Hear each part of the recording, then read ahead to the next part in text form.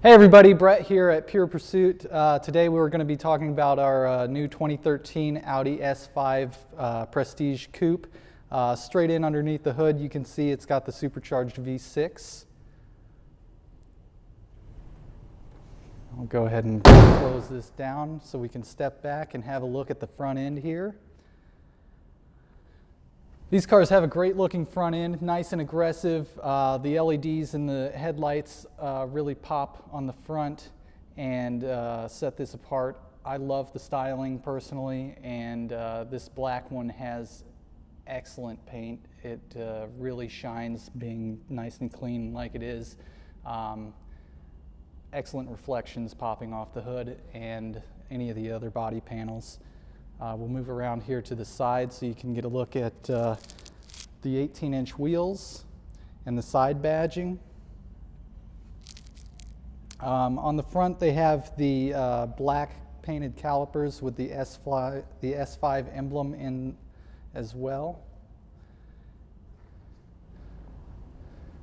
Stepping around to get a little glimpse of the inside, you can tell it's a black on black car with the suede leather interior. And with the back wheel, you can see that, again, the calipers are painted. And then moving around here to the trunk, you can see there's actually quite a bit of space in this car, even though it's not a full-sized sedan. Definitely put a lot of storage in there. Underneath here, I'll also pop this up so you can see the full-size spare. It is a donut, but the outside ratio is full height. Go ahead and close this.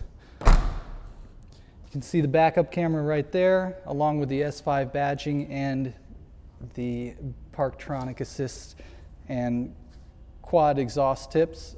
This vehicle is actually warmed up right now, so I'll go ahead and hop in it and give you a little bit of a rev so you can hear what it sounds like from the inside.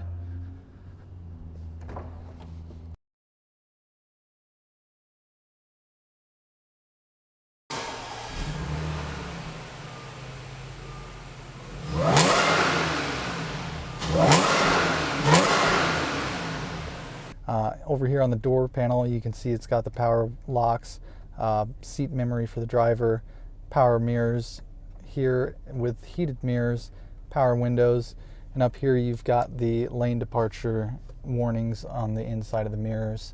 On the main dash portion here on the left, you've got fog lights, auto headlights, and dimmers for your gauges.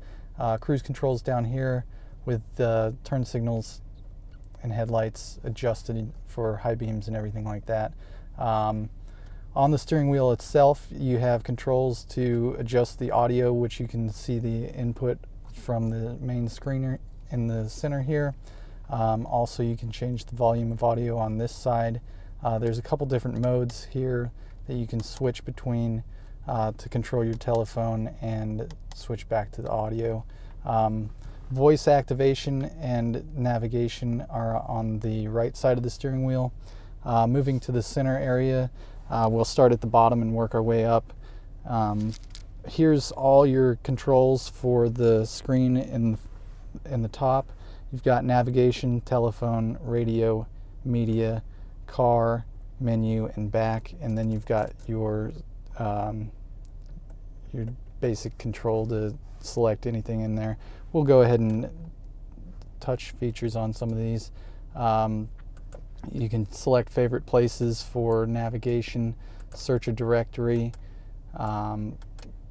place an address, search for that. This will give you some road closures and other construction info and traffic. We'll scroll back, set up the telephone and the car as well. In here you can change some vehicle settings for the seats, the exterior lighting, central locking, garage door, lock while driving. Driver assist is where you can set up parking aids, speed warning, side assist, and rain sensing wipers. AC controls, you can adjust auto recirculation and synchronization there, And then servicing, you can check tire pressure, oil level, service intervals, wiper position, the VIN number, and how many keys you have programmed. Back out of this a little bit. You can also select the media, radio, and audio controls, which this vehicle does have the Bang & Olufsen audio system, so you have the upgraded speakers and amplifiers, plus you can have a couple of other controls in here as well. Right now there's no media connected, but there is SD cards, SIM card. In the glove compartment there's an iPod interface, plus you've got CD player. We'll go into the car settings. You can adjust for your different drive modes: comfort, automatic, dynamic, and individual, where you can set it yourself. We'll go ahead and go in there. Actually, we'll go into this one. And that goes back into the other car settings with that. We'll go ahead and go back to media. Push button start, audio controls for volume, parking brake. This opens up for an ashtray and cigarette lighter or charge port. Up here we've got dual climate controls with heated seats, auto fan, AC, and then you can see in the center screen it adjusts for whenever you turn off the auto fan. You can select different fan controls based on driver and passenger. We'll go ahead and turn those both down. Drive select again brings over in this screen, instead of in the main navigation screen, you can select from individual, comfort, auto, or dynamic driving modes, and then traction control mode is that. You can probably notice that there's a lot of light coming in from this big pano sunroof.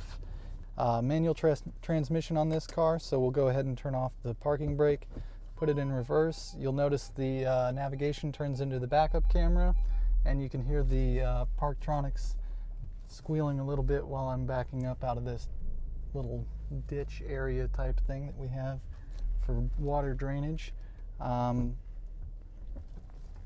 Super fun car to drive. The manual transmission is super smooth, and the clutch is excellent.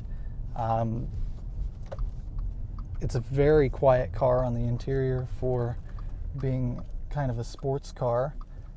Usually you would expect to get a little bit more road noise, but Audi does a pretty good job with quieting that down quite a bit.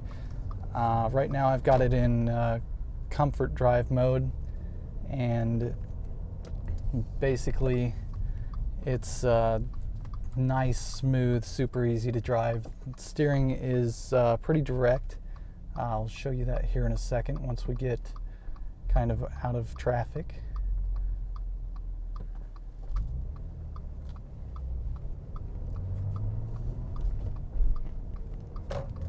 Okay, and on to showing you the steering.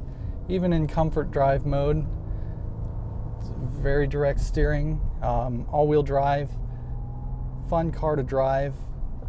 Doesn't get too much of some of the overactive suspension and drive tendencies that you might expect from similar vehicles. We'll go ahead and pull over here to turn around, let this traffic behind us go by while we set it up into dynamic mode, which you can either press the car button and adjust in this screen, or select from here and adjust in there. We'll get into dynamic mode, make sure traffic is clear. We'll turn around and do our full throttle run on the way back.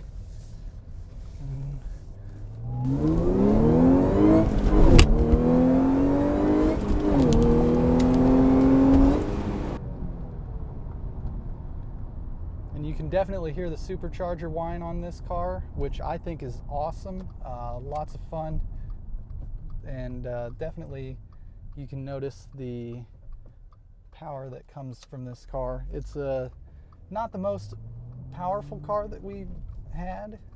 by any means, but it's definitely fun to drive. It's a nice small car, so you don't have to have 500 or 600 horsepower like some of the bigger cars that do have that. Definitely capable with what it has. Tons of fun and great to drive. So if you have any questions about this car or any of our other cars, give us a call or shoot us an email. Email is hello@purepursuitauto.com or call us at 816-659-3027.